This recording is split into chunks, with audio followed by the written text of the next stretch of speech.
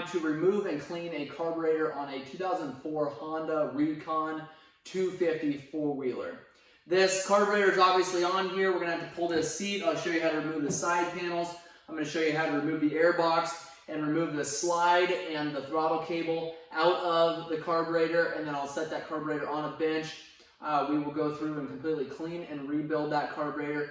I'll show you how to put it back into the four-wheeler, and then I'll show you how to start the four-wheeler back up again. I'll show you how those hoses are routed. You've got vent lines and fuel lines on this carburetor here. Then I'm going to show you exactly how those are routed. I'm going to show you which tubes go where, and we also have our choke cable there. I'll show you how to remove that. So if you guys have questions or comments, make sure you leave those in the comment section below. Give us a thumbs up if you found this video helpful. Hit that subscribe button so you are made aware when we come out with more videos. We've got a bunch of other videos coming out on these Honda Recon 250s, so make sure and check those out. I've also done a complete overview. I've done a service. I've done a brake job and a bunch of other videos, like I said. So make sure you check those out on our channel. I do appreciate you guys watching. All right, to remove the seat on this Honda Recon, you're going to go over here on the left-hand side. You're going to grab this little handle, pull up on it. You can actually pull that seat back a little bit. You can see here you've got two knobs on the front side. You've got a latch in the back, and then you've got two posts clear in the back. So those have to be removed and pulled out there, sort of in the back position to get that seat off of there. Underneath of your seat is your air box. You can remove this carburetor without removing your air box. It's fairly difficult, and we want to make sure that we don't drop anything down into our carb area there. So I'm going to actually remove this air box so that we can get that carburetor pulled out a little bit easier. But like I said, you don't absolutely have to. So first thing, you're going to need a Phillips screwdriver. We've got two clamps. I'll give you a close-up here in just a second. The other thing that I'm going to do is remove these side panels. Probably not 100% necessary to remove those, but they're easy enough to do, so I'm going to show you how to do that, and then we will get into that carburetor. All right, the pair of side dikes, what I'm going to do with those is actually grab these little plastic clips. So I'm going to get in there. You can see that there's a spot on there to grab either with a flat screwdriver, get in there and pry behind there, or I like to grab a pair of side dikes there, get in behind there and pull it out. Now you've got the bottom piece that we just dropped there.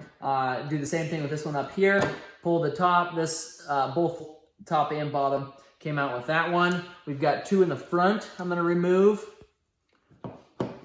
All right, we've got that bottom one removed on the front of it there. We've also got one here clear down by your foot. I'm not sure the camera's showing you this one, but we've got one down there by the back of our calf there.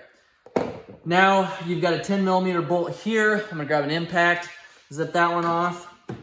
And that one actually doesn't have to come out all the way. You can take it out all the way, but there's a little slot on here on this panel that'll allow you to slide it off. Now you can take and pull that panel off. Next thing you're going to do, so you don't forget, is turn the fuel into the off position. So that is horizontal there. And we're going to do the same thing on this side here. Loosen this 10mm, pull our clips off of there, remove this panel.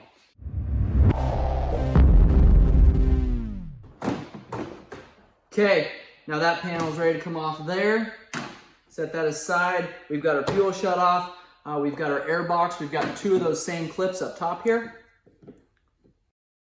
Okay, we'll grab our Phillips screwdriver.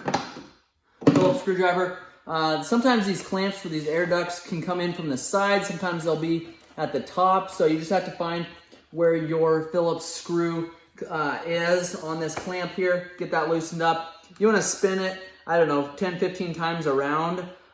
Make sure you're plenty loose there. You don't want that catching on anything. Now, it's going to be really hard for you to see, but us removing these boots off of here, just take and kind of pry on them. Don't pry on the carburetor. I just take that boot and kind of push on it. These boots shouldn't be really, really tight. They should be able to come off of there fairly easily. If they don't, you might want to, I don't know, hit the weight room or something, but you can just slide those off, slide them back, and then down, clear underneath of the air box, there's a little clamp and a little boot that can be pulled off of there, and I'll show you that here when I get it pulled off. I'll show you a close-up. All right, so now that we've got this bottom tube off here, the clamp is going to look exactly like this one here. So you can see that there. Pretty easy clamp to take on and off, but I'm talking about for this port here. This tube goes to the carburetor. This one goes to an intake boot. Now, guys that are snorkeling these will actually take and they'll put a longer tube on here and it'll come up a lot of times in front of your steering assembly there and go up even higher yet, because you do not want to get water, for sure water, into this air box or this carburetor. And right now that inlet for the air boot is right here, and you don't want to get that wet, so you don't want water getting up higher than that. So I'm gonna set this air box aside for now. Right, before I unhook everything, I wanted to show you where all of these hoses go, all of the cables. I want to give you an up-close view of this. So we've got a couple different vent lines here. We've got one on the top that's actually going to wrap around and go underneath of the carburetor. And I won't unhook that one yet, so I'll show you when we get that carburetor flipped upside down. I'll show you where that hose goes to. Same with these two here. So these just wrap around and go to a different port on the actual carburetor itself. This is the fuel line coming from the fuel tank. So you can see that runs up there on top of your pan here. So that's going to be a little bit bigger hose than the rest of these. Possibly very slightly larger, maybe the exact same size. So that, just know that that comes in from up top here, goes straight down into your carburetor, and this line goes straight to your fuel petcock on the fuel tank itself. So the other line that's here, well, a couple other lines here. This is your throttle cable, so it comes in the top. This is not going to be a line. This is just a vinyl coating here that goes over top of your cable. There's another line here, and it goes, I'll try to get a closer view of that. This line here, and I'll show you where that goes on when I'm taking this this carburetor off, but this line here goes all the way up, follows your frame up here, goes right here, follows your throttle cable actually, and then goes up and actually just stops right up here underneath of this panel. So that's just a vent line there. And that is, they're trying to get that as high as possible so you don't get water in there, which is why they put it clear up here. The other line that you have here is your choke cable. It's going to be up here by your dash. It's going to come down, follow your frame along here. It's going to follow your throttle cable, which is here. This is your choke cable. It's going to go down to the left-hand side of your carburetor.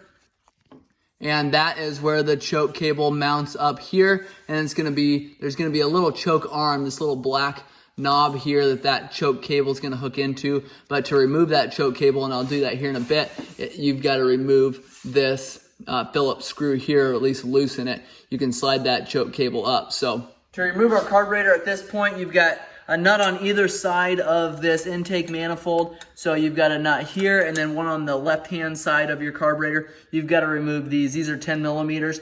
Just get a wrench in there the best that you can and remove those completely. And I will, again, show you that here in a little bit, but I wanted to give you an up-close view of what that looked like. So, all right, I showed you where to remove those two nuts on either side here. I got those pulled off. 10 millimeter wrench to remove those, slid those off. We've got our throttle cable coming in here. At this point, we could actually take and remove our carburetor, pull it up out of here, give us a little better area to work. So I've got this vent line here that I showed you. So it goes right in front of where your inlet goes to your intake manifold here.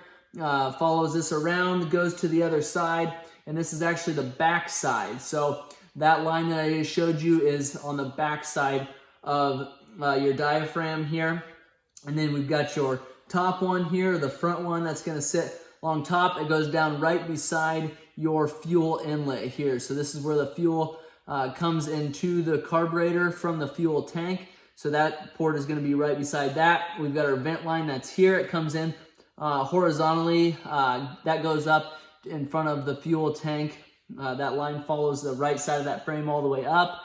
And then we've got our, obviously this line here goes on top of our port here, follows this around, goes to the top of this diaphragm. Obviously our throttle cable here. So I'm going to take and just spin this cap up. It's going to allow us just to take and pull this entire slide needle up and out of there. Typically this doesn't get dirty. It can, but typically if you've got a four-wheeler that's not starting or doesn't idle or doesn't rev up, most of the time it's not going to have anything to do with this slide, this needle, this spring, or this cap. And I'm not going to say always, but most of the time that's the case. Now, to remove our choke, I'm going to got a Phillips screwdriver here. We're going to take a little bit of pressure here and get this screw loosened up. We've got that screw loosened up. Set that aside. Now we can take our choke cable and pull that out the top. And then we can actually take and slide it down. So hopefully you can see what I'm doing there. It's gonna allow us to get this cable out and around that holder. Then we can take and slide this cable out of there, and there we go. Now our choke cable is off. Set that aside. Now we just have this vent line. I don't like to pull it all the way from up here, so I like to keep this vent line there, but we can take and pull that out of there. Take a flat screwdriver, kind of pry in behind there, lift that up, and that'll allow you to take that vent line out of there. Don't forget where that one goes. It goes right in between your choke cable mount here, and that's gonna go, again, up to in front of that fuel tank. Now we've got our bottom hose here. This is the drain line. I'll show you this more when we get this carburetor set on the bench and go through and clean it completely.